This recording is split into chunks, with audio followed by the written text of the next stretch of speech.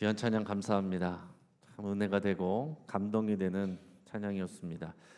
주의 가정은 작은 천국이라.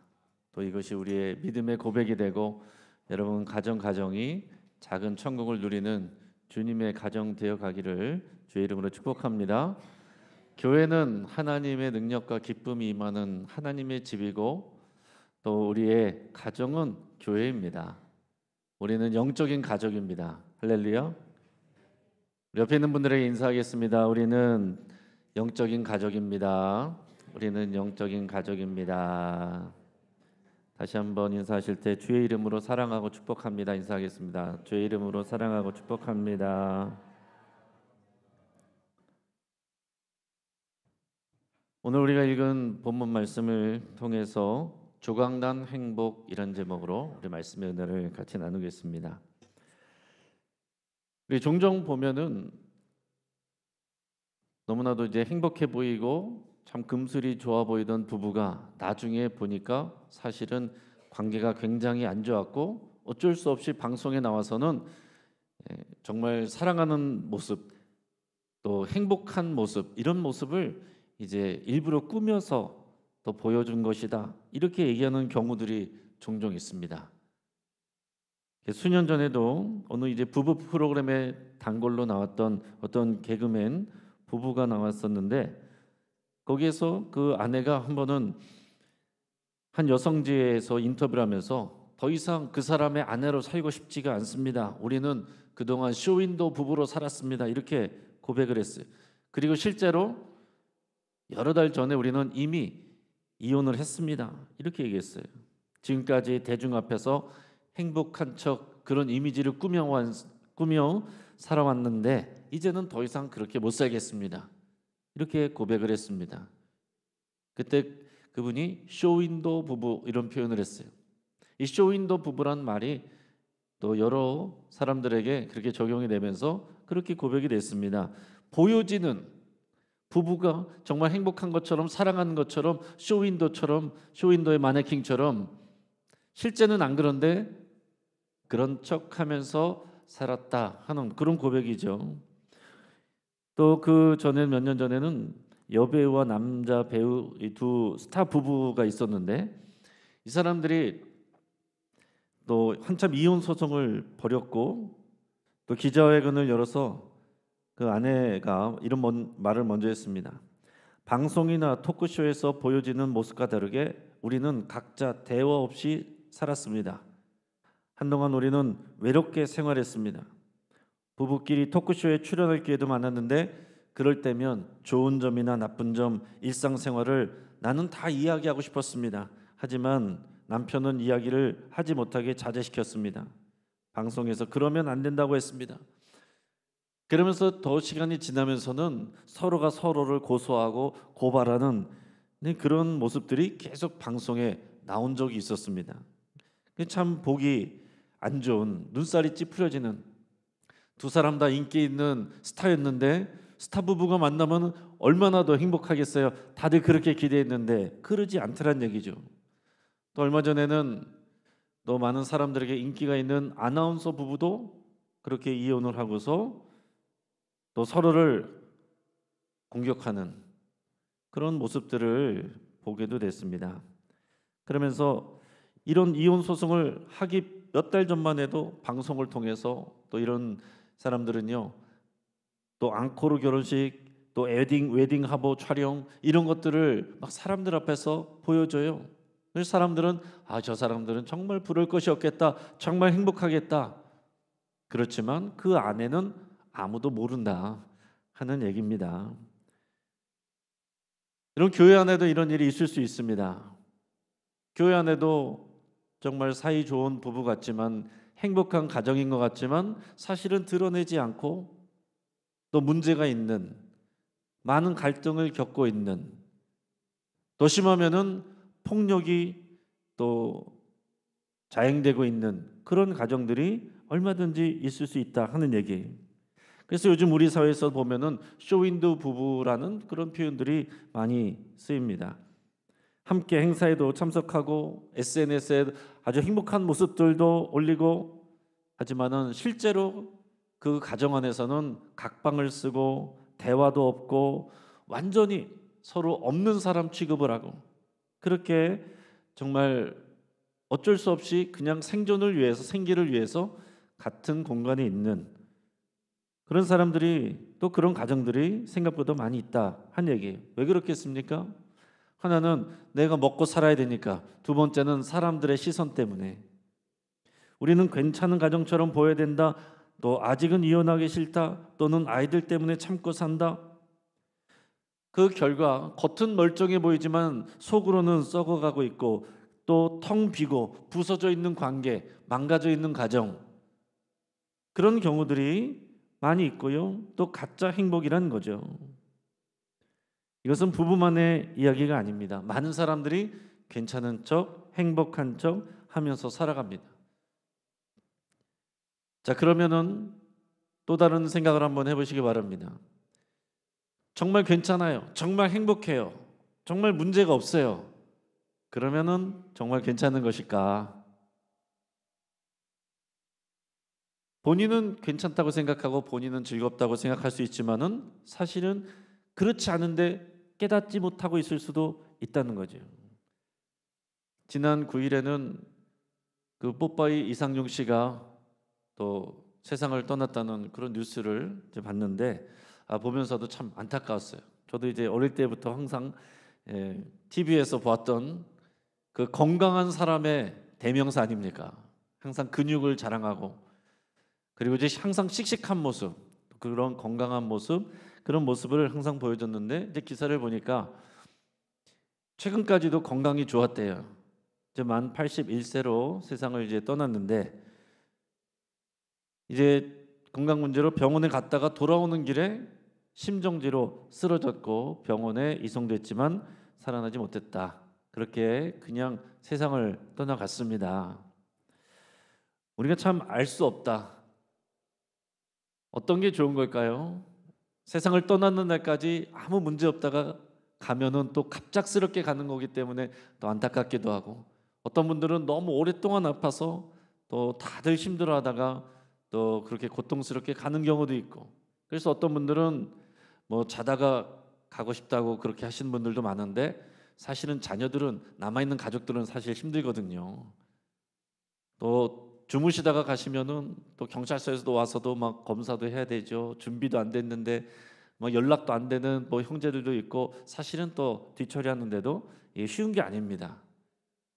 또 그런 분들은 정말 준비할 시간이 있었으면 이렇게 생각하기도 하고, 어떤 분들은 또 이렇게 너무 오랫동안 아픈 것보다 정말 건강할 때 그냥 깔끔하게 갔으면 좋겠다, 그런 어느 것은 정답은 없습니다. 그래서 어떤 분들은 또 이렇게 또 생각하기도 합니다. 더도 말고 한 3, 4일만 조금 아프다가 갔으면 좋겠다. 그래서 이제 준비가 돼서 또 마음 준비하고 마지막 인사도 하고 자기 마음도 준비하고 그러고 갔으면 좋겠다, 또 이렇게도 생각하기도 합니다. 지금 얘기하고자 하려는 것은 뭐냐면, 우리의 건강을 우리 스스로도 모른다는 얘기예요. 여러분, 병원에 많이들 가시게 되고, 나이가 들면은 병원에들 많이 가시게 되는데, 뭐 저는 저 때문에 병원 가기보다는 뭐 부모님이나 뭐 조부모님 때문에 이제 모시고서 병원 간 일이 예전에 종종 있었습니다. 근데 이제 병원에 가면은 항상 또 속상하거나 답답한 일들이 생깁니다. 왜냐하면 특히 이 서양 의학은 어때요? 서양 의학은 그 전공의가 그 부위만 알아요. 전체적인 문제를 보지를 못합니다. 그러니까 몸은 이 다 연결이 돼 있는데 그 한 부위만 전공이에요.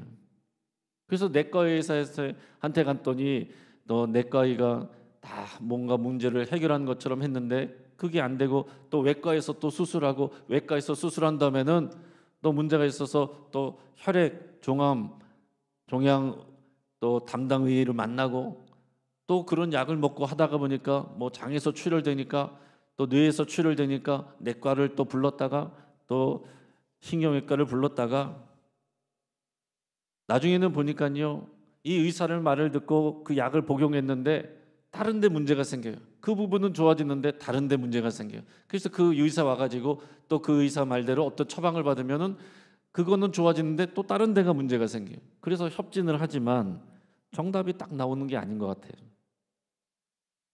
그리고 항상 가족들한테 얘기할 때는 그냥 이것만 되면 될 것 같처럼 다 그렇게 얘기를 하는데 지나고 나면 문제만 얘기를 해요.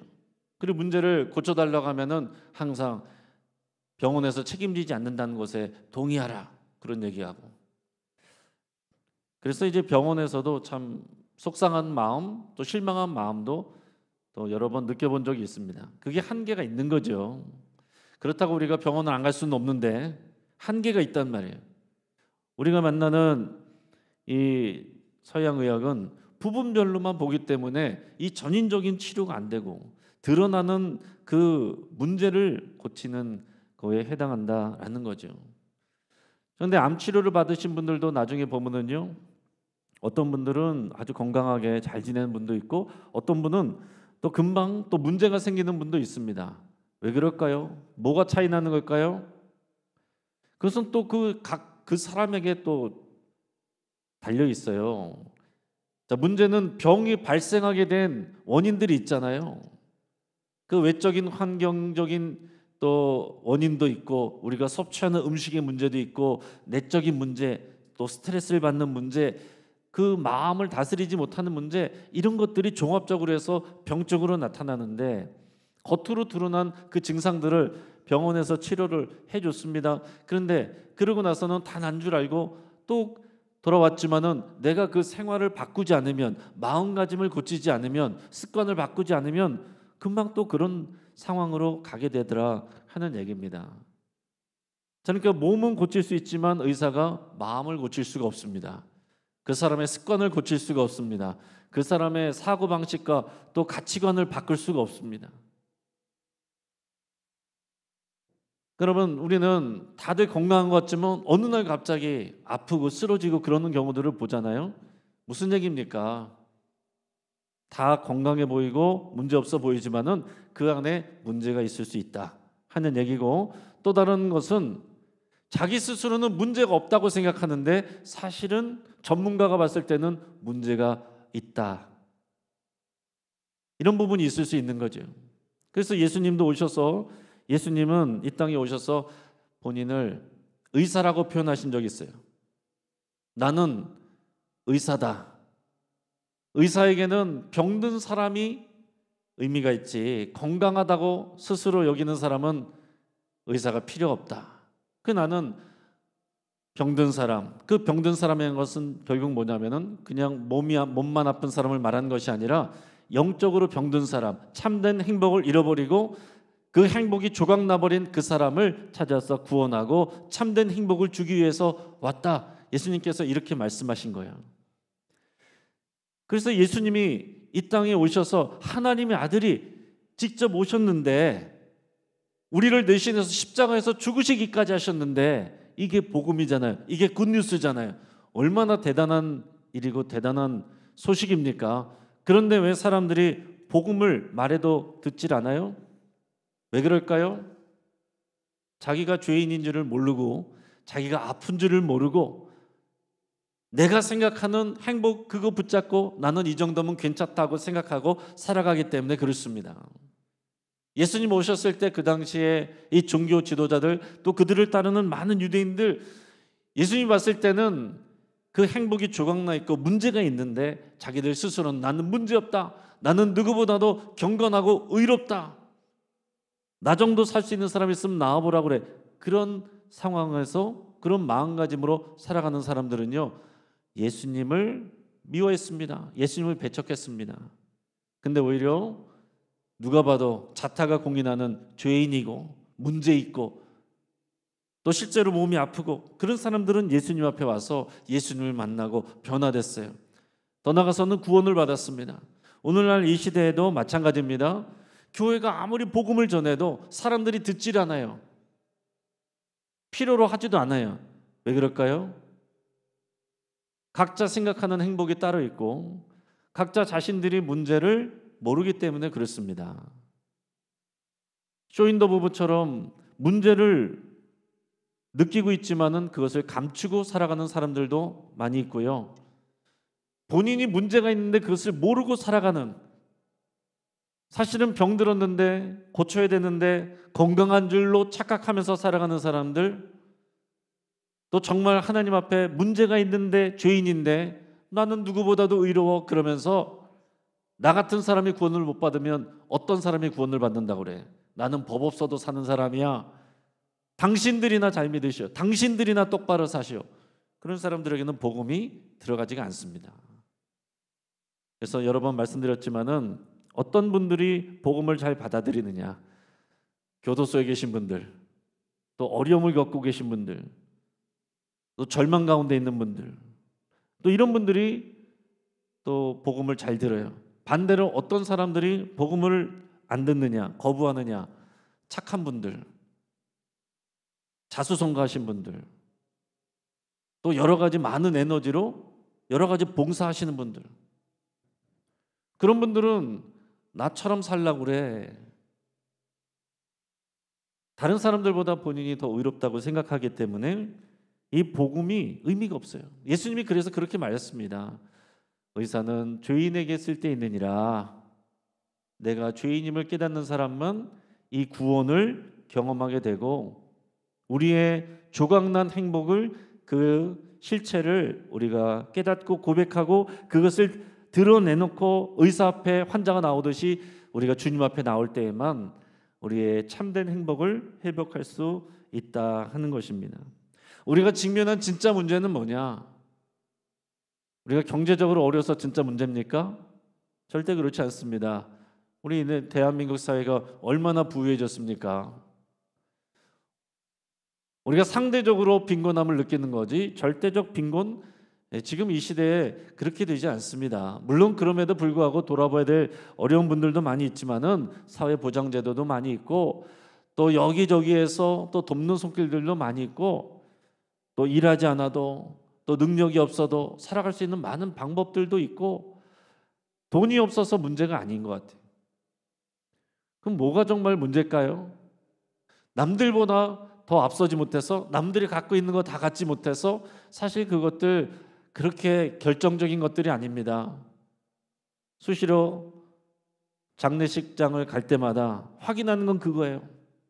우리가 정말 행복의 조건인 줄 알고 그거 없으면 죽는 줄 알고 남들보다 그것을 더 많이, 더 먼저 그것을 붙잡으려고 했던 것들 장례식장 때 다 놓고 갑니다. 아무것도 못 가져갑니다. 수의도 못 가져갑니다. 관도 아무리 뭐 좋은 거 해도 다 타버립니다.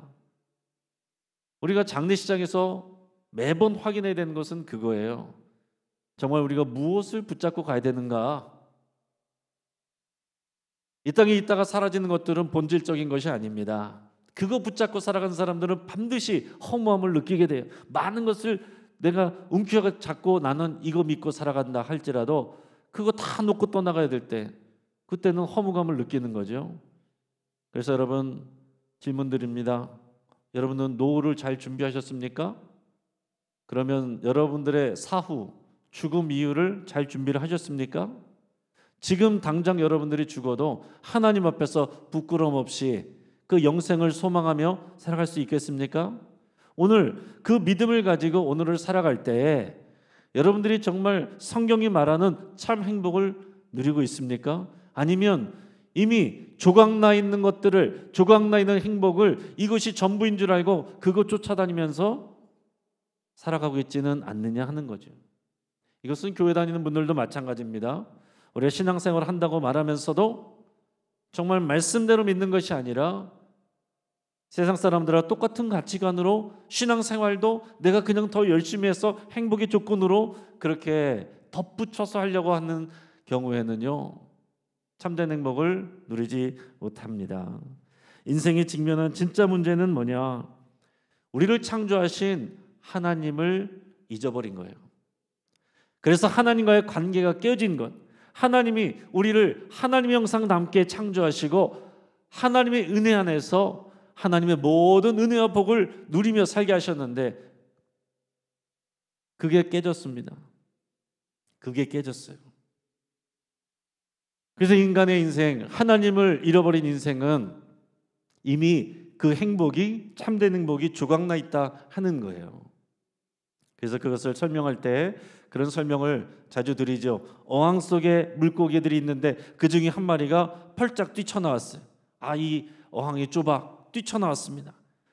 바닥에서 또 자유롭다고 생각하는데 그 물고기는 사실 죽어가고 있는 겁니다. 물속으로 들어가야 그 물고기가 사는 거예요. 근데 지금은 나는 살만하거든요. 나는 좋다고 생각하거든요. 그런 사람들, 그런 모습들이 너무나도 많다라는 거죠. 그렇게 해서 지금 내가 당장 재정적으로 괜찮고 사회적으로 잘 나가고 또 건강하고 그러면요, 나는 행복하고 아쉬울 것 없다. 그런 분들에게 예수님을 소개하고 복음을 설명하면은 귀뚱으로도 안 듣는 사람들이 많고, 어떤 사람들은 그 내용들을 잘 듣지만 좋은 내용이었습니다. 감동적이었습니다. 그냥 내 삶에 도움이 되었습니다. 그 정도예요. 그건 복음으로 받은 게 아니에요. 내 삶을 변화시키지 못합니다. 오늘 우리가 나누는 오늘의 말씀을 통해서 우리의 인생을 다시 한번 돌이켜 보실 수 있기 바랍니다. 우리 리더 교육, 우리 두 번째 내용을 또 기본으로 해서 오늘 나누게 되는데, 우리의 조각난 행복, 우리 인생의 깨진 모습, 그 원인을 또 그 모습은 어떤 것인가 하는 것을 오늘 창세기 3장을 통해서 우리가 확인하게 됩니다. 하나님을 잃어버리고 하나님을 떠난 인간의 죄로 인해서 모든 인생의 고통이 오는 거예요. 성경이 그렇게 가르쳐주고 있습니다. 자, 그런데 그 죄는 무엇이고 그 죄의 결과는 무엇인가? 그래서 우리의 조각난 행복은 어떤 것이고 어떻게 회복되어야 되는가, 그런 것들을 우리 오늘 간단히 나눠보겠습니다. 오늘 내용은 하나님께서 태초에 천지를 창조하신 에덴 동산에서의 이야기입니다. 자, 하나님께서 창세기 2장에서 분명히 말씀하셨어요. 먼저 아담에게 말씀하셨습니다. 이 동산에 있는 모든 실과를 네가 다 먹어도 좋다. 네 마음대로 먹어도 좋다. 단지 이 동산 중앙에 있는 선악과만 먹지 말아라. 이것을 먹으면 네가 반드시 죽으리라. 이렇게 말씀하셨습니다. 그리고 나중에 혼자 있는 것이 외로워 보여서 여자도 만들어 주셨어요. 그래서 그 여자인 하와도 이 내용을 알고 있습니다. 그런데 뱀이 꼬드겨서 이 하와가 선악과를 따먹고 남편에게도 따먹게 하죠. 그래서 그들에게 주신 하나님의 참된 행복이 깨지게 되는 겁니다. 그 깨진 모습, 조각난 행복의 첫 번째는 뭐냐면 하나님과의 관계가 깨졌다는 거예요. 그 모습은 어떻게 나타나냐면은 하나님께로부터 숨는 겁니다. 오늘 본문 8절, 3장 8절 말씀을 같이 한번 읽도록 하겠습니다. 자, 시작. 그들이 그날 바람이 불 때 동산에 거느시는 여호와 하나님의 소리를 듣고 아담과 그의 아내가 여호와 하나님의 낯을 피하여 동산 나무 사이에 숨은지라. 아멘. 자, 하나님과 사랑하고 하나님과 교제하던 그런 에덴 동산에서의 이 아담이었는데, 그리고 하와였는데, 이제 그들이 죄를 지으니까 가장 먼저 조각난 행복의 처음 증상이 뭐냐면 하나님과의 관계가 단절이 되고, 그 증상은 뭐냐면 하나님을 피해요. 하나님께 숨습니다. 하나님은 여전히 그들을 찾고 계십니다. 네가 어디 있느냐? 오늘날 이 시대도 하나님께서는 늘 우리에게 물어보십니다. 네가 어디 있느냐? 그럴 때 주님 제가 여기 있습니다 하고 기뻐하며 나올 때는 우리는 건강한 거예요. 그러나 그 소리가 듣기 싫고 피하고 싶어서 하나님께 등을 돌리고 고개를 돌리고 시선을 돌리면, 또 죄책감 가운데 또 때로는 교만한 가운데 있을 때는 하나님과의 관계가 단절되어 있는 것입니다. 특히 여러분의 예배 생활, 여러분의 기도 생활, 그 가운데 풍성한 기쁨을 누리고 있습니까? 하나님의 말씀 앞에 여러분 있는 모습 그대로 나가고 있습니까? 하나님의 은혜를 여전히 사모하며 나가고 있습니까? 문제가 있을 때 정말로 기도로 하나님 앞에 여러분 나가서 정말 승부를 보려는, 해결을 보려는 그런 마음가짐을 여전히 갖고 있습니까? 여러분, 우리 삶 가운데 여러 가지 문제들이 있고 그런 여러 가지 문제들, 다양한 문제들 때문에 내가 주님 앞에 나갈 시간이 없다고 생각할 수 있으나 모든 조각난 행복의 가장 원인은 하나님과의 관계 단절, 하나님으로부터 우리가 숨으려고 하는 그것이 가장 처음입니다. 저는 집에서 반려동물을 키우는 게 없는데, 그래서 이제 인터넷 같은 데 보면은 요즘에 이제 반려동물들, 또 강아지나 또 고양이나 이런 이제 영상들이 많이 올라옵니다. 근데 이제 강아지들도 보면요, 굉장히 재밌습니다. 재밌는 게 뭐냐면은 강아지들이 뭔가 주인이 싫어할 만한 것을 사고를 친 다음에는 자기도 알더라고요. 그래서 숨어 있어요.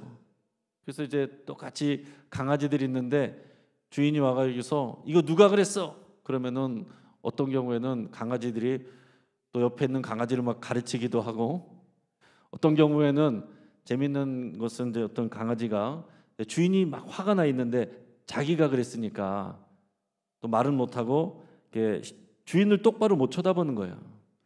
근데 재밌게 이렇게 똑바로 못 쳐다보고서 이렇게 힐끔힐끔 이렇게 눈치를 보는 그런 장면들도 참 보게 됩니다. 근데 사람도 마찬가지예요. 우리가 죄를 지면 똑바로 시선을 마주치지 못합니다. 시선을 회피하게 돼요. 우리가 부모님에게 잘못을 했으면 부모님을 똑바로 못 쳐다봅니다. 부부관계에서 뭔가 내가 잘못한 게 있으면은 자꾸 피하게 됩니다. 또 성도들과의 관계에서도 문제가 생기면은 피하잖아요. 마찬가지로 우리가 하나님 앞에서 문제가 있을 때, 죄가 있을 때, 하나님 앞에 똑바로 서 있지 못했을 때 우리는 하나님이 불편해집니다. 하나님이 마치 나를 간섭하고 또 감독하고 벌 주시는 두렵고 무서운 하나님으로 다가온단 말이에요. 그러나 하나님 그런 하나님 아니었잖아요. 하나님께서 하나님의 형상으로 창조하시고 하나님의 대리자로 많은 것들을 다 주시고 모든 복의 내용들을 다 공급해 주시는 하나님인데, 죄가 딱 들어오니까 아담이 숨어 있습니다. 하나님을 피해요. 그게 조각난 행복의 가장 첫 번째 증상입니다. 여러분, 우리가 오늘 믿음으로 교회 나오신 분들 주의 이름으로 환영하고 축복합니다. 여러분 잘하셨습니다. 그러나 더 중요한 것은 몸만 와 있는 것이 아니라 우리의 영이, 우리의 마음이 정말로 하나님을 갈급해하고 하나님을 사모하고 하나님을 구하는 그 마음이 있기를 바랍니다. 어느 순간 우리가 예배 가운데, 기도 가운데, 찬양 가운데 심드렁해져 있는 마음이 있지 않습니까? 말씀을 들어도 귀에서 왔다가 또 튕겨져 나가든지, 이쪽 귀에서 들어왔다 저쪽 귀로 튕겨져 나가든지, 귀로는 들었으나 기억에 남지 않고, 기억에는 남았으나 마음에 심겨지지 않고, 마음에는 심겨져 있으나 우리의 배에서 의지로 또 강화되지 않고, 의지는 있으나 손과 발로 실천이 되지 않고, 실천은 한번 했으나 그것이 거룩한 습관이 되지 않는 그런 모습들 우리 가운데 많이 있지 않습니까? 그 가장 최초, 가장 위로 가면 우리가 하나님과 해결되지 않은 죄가 있을 때 우리는 하나님으로부터 숨으려고 하고, 그 관계가 깨져 있으면 다른 어떤 것들이 다 풍족해도 우리는 온전한 행복을 누릴 수 없습니다. 저도 가끔 물론 하나님이 싫어하실 만한 일을 할 때가 있고 죄책감을 느낄 때가 있어요. 또 그래서 하나님 앞에 나오면은 그 죄책감이 항상 있으니까 그러면은 예배도 자유롭지 않고 뭘 해도 또 기쁘지가 않고, 그러면 결국에는 하나님 앞에 나가서 회개하고 그 문제를 해결하고 나서야 예배와 찬양과 또 기도의 기쁨을 회복하게 된단 말이에요. 그럼 이것들이 몇 번 반복이 되면 내가 그 죄를 행하기 전에 하나님과의 관계 깨지는 것이 두려워서 그걸 다시 회복하는데, 눈물을 회복하는데 오랜 시간이 걸리고 고통스럽다는 것을 알기 때문에 아예 그 길을 가지 않으려고 하는 그런 부분들이 있다는 거예요. 여러분들은 어떻습니까? 오늘 교회 안에 계신 분들은 또 마찬가지고, 교회 밖에 있는 분들은 당연히 하나님과의 관계가 깨져 있어요. 그래서 아무리 다른 많은 것들을 누리고 있어도 온전한 행복, 세상에서의 잠깐의 일시적인 행복과 쾌락을 누릴 수 있어도 하나님 주시는 영생의 진정한 참 행복을 누릴 수가 없다 하는 얘기예요. 조각난 행복의 두 번째 모습은 자기 자신과의 관계가 단절되는 것입니다. 오늘 7절 말씀을 같이 한번 읽어보겠습니다. 그렇죠? 시작. 이에 그들의 눈이 밝아져 자기들이 벗은 줄을 알고 무화과 나무 잎을 엮어 치마로 삼았더라. 아멘. 하나님께서 사람을 창조하실 때 흙으로 만드시고 그 다음에 사람에게만 그 코에 생기를 불어넣으셨습니다. 하나님의 영을 불어넣으셨고 하나님의 형상을 따라 지으셨다라고 그랬어요. 그러니까 여러분 옆에 있는 분들이 잘생겼든 못생겼든 하나님의 형상을 닮은 사람들입니다. 우리가 함부로 할 수 있는 사람 아무도 없어요. 물론 우리의 이 육체적인 외모를 닮았다는 것이 아니라 하나님의 형상, 우리가 영으로 지음받아서 영적으로 하나님과 교제하고 예배할 수 있는 유일한 존재다 하는 것입니다. 여러분 자연은 또 짐승들도 하나님께 영광 돌릴 수 있는데 그것은 창조 지어진 목적대로 그냥 그렇게 살아가면 돼요. 그 본능대로 살아가면 됩니다. 그래서 짐승들은 죄를 지을 수가 없어요. 오직 인간만 죄를 지을 수 있습니다. 반대로 인간만 하나님을 예배할 수가 있어요. 자, 그런데 죄를 지으니까 어떻게 돼요? 벌거벗은 것을 보고 부끄러워했다는 거예요. 좀 이상하지 않습니까? 그전서부터 원래 벌거벗고 있었는데 왜 갑자기 죄를 짓고 나니까 부끄러워져요? 우리가 그렇게 표현할 수 있어요. 하나님의 형상으로 창조받고 하나님의 사랑과 은혜와 영광의 빛으로 옷을 입고 있었다. 그래서 벌거벗고 있어도 부끄럽지 않았는데 죄가 그것을 깨뜨려 버립니다. 그러니까 하나님의 형상으로서 자기를 보는 게 아니라 흙으로 빚어진 그런 한계 있는 자기 자신을 보는 거예요. 그래서 자기의 있는 모습을 그대로 받아들이지 못하고 수치심을 느끼고 자기 혐오 또 정체성의 혼란 이런 것들이 시작이 되는 것입니다. 우리가 하나님과의 관계가 깨지면요 자기 자신을 건강하게 사랑할 수가 없습니다. 어떤 사람들은요 자기애가 너무 강한 사람이 있어요. 자기 중심적이고 자기 일을 위해서 모든 것을 막 다 더 투자하려고 하는, 그러나 그것은 건강한 것이 아닙니다. 그러나 어떤 사람들은 자기를 또 미워하는 사람들이 있어요. 자기를 학대하는 사람들이 있어요. 당연히 그것도 건강한 것이 아닙니다. 하나님이 나를 사랑하는 그 사랑으로 나를 바라보고 사랑할 수 있는 사람, 나의 지금의 현재의 처지와 상관없이 하나님의 눈으로 나를 바라볼 수 있는 사람, 그래서 하나님이 나를 사랑하시는 그 사랑으로 나를 사랑할 수 있는 사람, 그게 건강하게 자기 자신을 사랑하는 거예요. 여러분 그것이 바로 정말 신앙인이 자존감이 건강한, 자존감이 높은 그런 모습입니다. 자존감이 건강하지 못한 사람은요 자존심만 세요. 자존심만 셉니다. 자존심 센 사람들은 어떠냐? 특징은 남이 나에 대해서 뭐라고 하는 걸 견디지 못합니다. 나에 대해서 뭐라고 나쁜 의도가 아니었는데도 불구하고 나에 대해서 뭐라고 조금이라도 말하면은 벌컥하는 거. 나는 자존심이 세서, 그는 자존감이 약한 겁니다. 자기 자신을 건강하게 사랑하지 못하는 거예요. 이것을 현대 심리학자들은 그래서 여기에서 거짓자 false self라는 그런 개념을 얘기를 했습니다. 그 사람들은 자기 자신을 충분히 사랑하지 못하니까 자기가 자기의 모습을 이제 만들어낸다는 거예요. 거짓자. 그래서 내가 아는 나의 모습과 사람들 앞에 보여지게 하는 나의 모습이 다르다는 거죠. 여러분 어떻습니까? 여러분의 있는 모습 그대로 사람들 앞에 어느 정도 몇 퍼센트 또 공개할 수 있어요. 그러니까 여러분 가정에서 여러분들의 자녀들이 교회에서 보는 부모님의 모습과 집에서 보는 부모님의 모습이 너무 차이 나면은 아이들이 어떻게 그것을 받아들이겠어요? 그 부모님의 신앙을 어떻게 따라가겠습니까?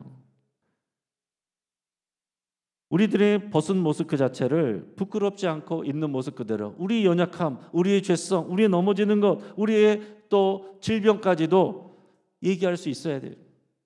우리 교회 안에서는 얘기하기 어렵죠. 얘기 못하는 분들 많이 있습니다. 소문날까 봐, 사람들이 수근수근 할까 봐, 오해할까 봐. 여러분 그러면 좀 어떻습니까? 어떻게 사람들이 나에 대해서 다 정확하게 알 수가 있어요? 때로는 내 가족들도 나를 모르고 때로는 나의 마음을 나도 모를 때가 있는데 어떻게 다른 사람들이 교회 안에서 나에 대해서 다 정확하게 알 수가 있어요? 그리고 어떻게 교회 안에서 나에 대해서 얘기를 안 할 수가 있습니까? 내가 그렇게 왔다 갔다 했는데도 아무도 나에 대해서 얘기를 안 한다. 그럼 여러분 기분 좋겠습니까? 물론 없는 것을 만들어내고 또 재밌거리로 막 수근수근하면서 놀리고 그런 건 나쁜 거죠. 그러나 교회 안에 또 사람들이 모인 곳에서는 그런 것이 없을 수가 없어요. 그러니까 다른 사람들의 입을 우리가 다 제어할 수가 없는데 우리가 더 중요한 것은 뭡니까? 하나님의 사랑으로 나를 건강하게 사랑하는 법을 배워야 된다 하는 얘기입니다. 나는 하나님 앞에서 진짜 내 모습으로 서 있는지 아니면 사람들 앞에서 나의 연약한 모습을 그대로 보여줄 수 있는지, 나의 수준과 나의 바닥을 여러분들이 담대하게 담담하게 직면할 수 있는지, 그것을 여러분 스스로 질문을 던져보시길 바랍니다. 어떤 분들은 자기 모습 자체를 보려고 하지 않고 직면하지 않으려고 그래요. 자, 세 번째로 조각난 행복의 또 모습은 타인과의 관계 단절입니다. 내가 나를 사랑하지 못하면은 내가 어떻게 다른 사람들을 건강하게 사랑할 수가 있겠습니까? 그렇죠? 그것은 결국 타인과의 관계 단절은 특히 책임 전가로 나타납니다. 오늘 본문은 넘어갔지만 12절에 보면 이렇게 돼 있어요. 하나님이 주셔서 나와 함께 있게 하신 여자 그가 주므로 내가 먹었나이다.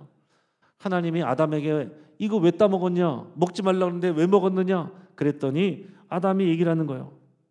하나님이 나한테 주신 그 여자가 나한테 먹게 했습니다. 이 책임 전가를 아내에게도 하고 하나님께도 하고 아내를 주신 하나님께도 하고, 이게 하나님과의 관계, 자기와의 관계가 깨진 사람의 모습이에요. 그러니까 그날 밤 그 아내하고 어떻게 했어요? 사이 좋았겠습니까? 당연히 부부싸움 했겠죠. 사이가 안 좋아지는 거죠. 갈등이 생기는 것입니다. 아담은 하와를 탓하고 하와는 뱀을 탓합니다. 이렇게 책임 회피와 정죄는요, 사랑과 신뢰의 관계를 갈등과 분열의 관계로 바꿔놓습니다. 오늘 상담사가 그런 얘기를 했어요. 부부싸움의 본질은 문제의 원인보다 책임 소재 때문이다, 이렇게 얘기를 했습니다. 그게 무슨 얘기인지 아시겠어요? 이거 누가 문제야? 누가 이거를 이렇게 하게 된 거야? 부부가 만나서 그 문제가 생겼는데 서로 이거 누구 책임이야? 당신이 이렇게 했잖아. 당신이 미리 얘기했으면 이런 일이 없잖아요. 뭐가 문제입니까? 이 상담사가 얘기할 때 부부싸움의 본질은 책임 소재를 찾는 거기에 있다는 거예요. 사실 그 문제는 별거 아닐 수 있어요. 누구 책임이어든 상관이 없을 수 있습니다. 근데 이거 누가 먼저 시작했어? 그거 가지고 붙들고 있는 동안은 그 관계가 회복이 될 수 없다 하는 얘기입니다. 그래서 죄는 서로를 탓하게 만듭니다. 사랑했던 사람조차 적으로 보이게 만들어요. 오늘 내 부부 관계뿐만이 아니겠죠. 우리 가족들 또 성도들과의 관계 가운데서 그 사람 때문이야. 그 사람이 문제야. 내가 지금 힘든 건 저 사람 때문이야. 그거를 붙들고 있거나 그것 때문에 힘들어하고 있다면 여러분들은 지금 조각난 행복을 경험하고 있는 것입니다. 그 사람의 문제가 아니라 지금 이 조각난 행복이 하나님 안에서, 예수 그리스도 안에서 회복돼야 돼요. 네 번째로 사랑과의 관계가 깨지면 결국에는 세상과의 관계가 단절이 됩니다. 하나님께서는 세상을 선하게 창조하셨습니다. 그리고 이 아담과 하와에게 이 땅을 또 선하게 관리하게 하셨어요. 그런데 아담과 하와가 죄를 지으니까 어떻게 됩니까? 땅이 저주를 받습니다. 그래서 사람이 아무리 수고하고 땀을 흘리고 노동을 해도 땅은 바로바로 열매를 내놓는 것이 아니라 가시덤불과 엉겅퀴를 내놓는다고 그랬습니다. 여자는 해산하는 수고, 그 자녀를 얻는 것이 기쁨인데 그 수고와 고통, 그것을 경험하게 된다, 이렇게 얘기를 했어요. 그래서 노동은 고통이 되고 자연은 적이 되고 정복의 대상으로 되고 이렇게 돼버렸단 말이에요. 오늘 이 시대에 우리가 계속되는 기후위기, 환경파괴, 생태계 붕괴, 이거 누구 책임입니까? 그리고 사람이 또 세상을 정복하고 자연을 하나님의 관계 가운데서 선하게 관리하지 않았기 때문에 우리가 그 열매를 먹고 있는 것입니다. 우리는 뉴스를 통해서도 그것을 확인하고 있고 또 실제로도 우리가 경험하고 있습니다. 매번 뉴스마다 이번에는 역대급 더위, 역대급 추위, 이제는 지겨울 정도로 그런 기사를 보게 됩니다. 역대급. 전에는 볼 수 없었던, 점점 이상해져 간다는 거죠. 그 왜 그렇습니까? 우리가 하나님과의 관계가 단절되면서 사람이 이 세상과의 관계도 깨져 있다 하는 거죠. 그래서 로마서에 보면 이 자연의 피조물들이 하나님의 아들들이 나타나기를 고대한다. 그러면서 탄식하고 있다. 그랬습니다. 여러분, 이 지구가 탄식하고 있고요. 세상이 탄식하고 있습니다. 무엇을 기다리느냐? 하나님과의 건강한 관계 안에서 그 세상을 향한 분명한 사명을 가지고 그런 관계로 나오는 그런 하나님의 자녀들을 피조물들이 기다린다. 로마서에서 그렇게 말하고 있거든요. 사랑하는 여러분, 오늘 이 말씀을 통해서 오늘 우리의 삶을 돌이켜볼 수 있기 바랍니다. 우리가 각자 또 행복을 위해서 행복을 누리면서 살아가지만 하나님이 우리에게 주시고자 하는 행복은 조각난 행복의 퍼즐들이 아닙니다. 온전한 참 행복이에요. 온전한 참 행복은 하나님과의 관계가 그리스도 안에서 회복되고 그 하나님의 사랑으로 나를 사랑할 수 있고 나를 사랑하는 것과 같이 다른 사람을 사랑하여 그 사람들이 있는 이 세상을 하나님의 눈으로 청지기 정신으로 사랑하는 것, 그 안에 하나님 주시는 참된 행복이 있는 것입니다. 그래서 오늘 샤론 찬양대가 고백한 것처럼 우리의 가정이 작은 천국이라고 말하는 것도 우리의 가정을 이런 하나님의 눈으로 바라볼 때에만, 우리의 가족들을 그런 관계로 대할 때에만 우리의 가정이 작은 천국이 되는 것입니다. 세상적인 관점으로 대하면 우리 가정도 지옥이 될 수 있어요. 교회 다니는 사람들의 가정이 지옥을 경험한다. 얼마나 안타까운 일이겠습니까? 그러나 그런 일들이 분명히 있어요. 오늘 이 말씀 앞에서 우리가 다 우리 겸손하게 나갈 수 있기를 바랍니다. 하나님 주신 참된 행복을 누리고 조각난 작은 행복들이 하나님 주시는 온전한 행복으로 다시 회복되기를 위해서 함께 기도하기를 바랍니다. 이 시간 같이 한번 기도하겠습니다. 제가 먼저 기도하고 함께 기도하도록 하겠습니다. 하나님, 죄로 인해서 조각난 우리의 관계들을 다시 하나로 회복시켜 주시옵소서. 하나님과 다시 화목하게 하시고 우리 자신을 올바로 보게 하시며 이웃과의 사랑으로 연결되게 하시고 세상